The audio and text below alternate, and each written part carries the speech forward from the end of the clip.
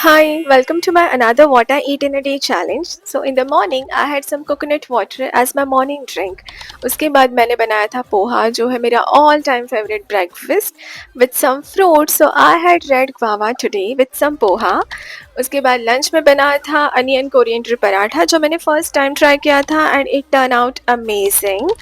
Evening में थोड़ा-सा चाय और उसके साथ मैंने बनाया था एवोकाडो टोस्ट जो बहुत टेस्टी बना था, मैंने पहली बार ट्राई किया था. मुझे घर का खाना और कुकिंग बहुत ज़्यादा पसंद है. वैसे लेओवर्स पे जब भी मैं होती हूँ मुझे तो बाहर का ही खाना पड़ता है. तो on my days off I love cooking and ended my day with some khichdi and mangoes. Bye.